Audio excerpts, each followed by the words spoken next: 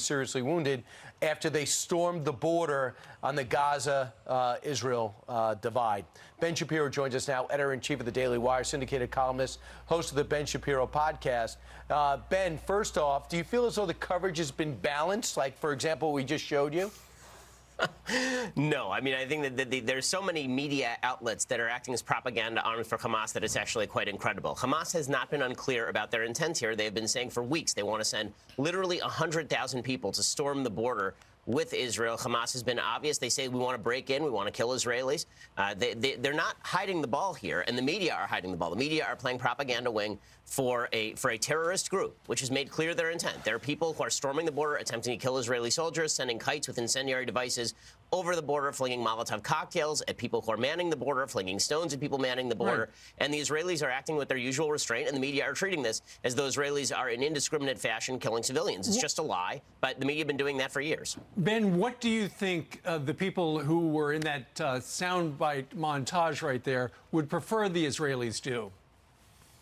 Yeah, I mean, the answer is that they would prefer the Israelis stop existing, because these are the two choices. It's not that Hamas is not in control of the Gaza Strip. You heard one of the people in that montage say that these are people without a state. Israel withdrew from the Gaza Strip in 2005. Okay, the Gaza Strip has been entirely under the control of Hamas since 2006, when the Palestinians elected Hamas in an overwhelming majority. Hamas is a State Department-designated terrorist group and one of the worst terrorist groups on the planet, and yet we're supposed to believe that this is Israel's fault, that Hamas is trying to storm the border. It's beyond all definition. And the attempt to link it, by the way, with the Jerusalem embassy opening is just insane. This has been going on for weeks. It's just the media haven't wanted to cover it, and they would prefer to blame President Trump for Hamas trumped-up violence than to actually lay the blame at the feet of the people who are creating it. What are the leaders of Hamas telling those people to do?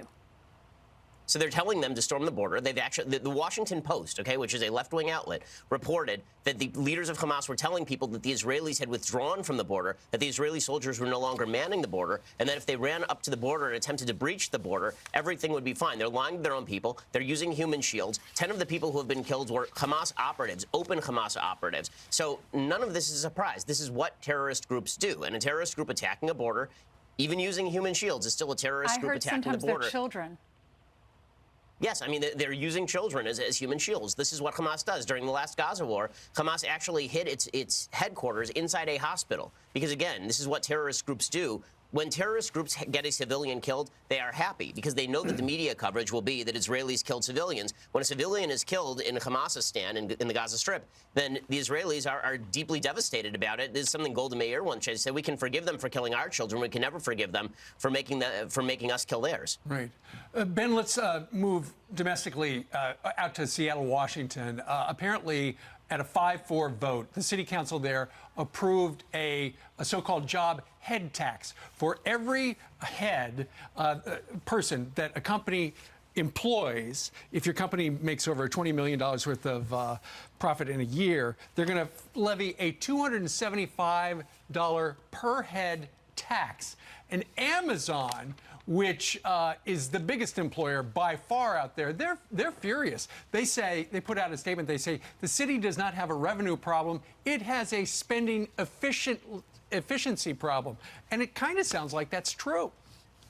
Yeah, it's not just a spending efficiency problem. They have a massive regulatory problem. What they're using this head tax money for, and this has been a problem in Seattle for literally years at this point, is to supposedly cure the homeless problem. What they're suggesting is that because Amazon has brought in a lot of employees, this is driving home prices up and apartment prices up, rental prices up, which is true. But the reason that the prices are going up is because there's no new supply of additional housing. Right. And that's because Seattle heavily regulates the ability for developers to build anything new there. So they're building no new units there, and then they're blaming Amazon for raising all the prices.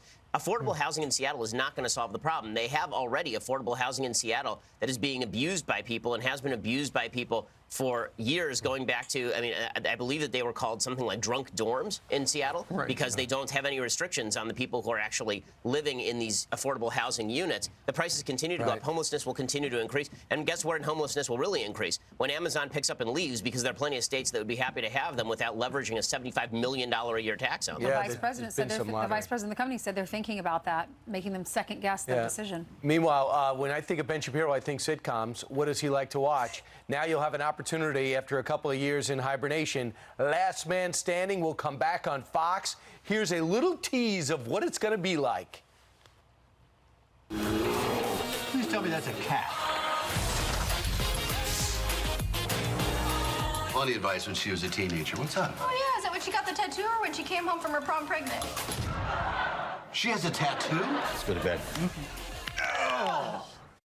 So ABC kicked him to the curb, no more. Now Fox is bringing him back, I guess, after they saw how successful Roseanne was.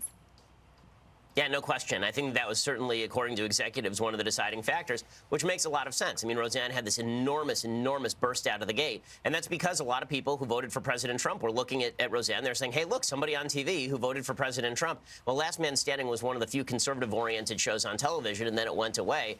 And it's smart for Fox or any other network to bring back a show that might appeal to half the country, considering no other show apparently does. By the way, it's going to be on Friday nights. We have Thursday Night Football, and then Fox is going to have that on Friday. It was the #2 comedy in the country when they mysteriously canceled it. Yeah, and because it was the #2 comedy in the country, Ben, that's why people said, are they canceling it because he's a conservative? Well, there's no question that there's massive bias inside Hollywood. I wrote an entire book where I went and interviewed people in Hollywood, producers, writers, actors, directors, about exactly why there was so little conservatism in Hollywood. Many of them admitted to me on tape, on the record, that there was open discrimination in Hollywood against conservatives. There's an entire group of people out here in L.A. called Friends of Abe, thousands and thousands of conservatives who hide underground because they're afraid that they'll be fired if they're found out as people who didn't vote for Hillary Clinton. Tim Allen said something like, I read a quote, he said, you know, bases are loaded, man's at home plate, about to bat, something like this, and he said, and then they canceled the game. He said, that's what happened to us. Our ratings were so good. He said, am I excited? He said, H-E-double-L, hockey sticks? Yes, I'm excited. Wow. I don't like to cuss. Well, thanks, Well, I mean, Ben. he should be. We'll look Thanks a forward lot. to your entertainment report on the Ben Shapiro Show a little bit later.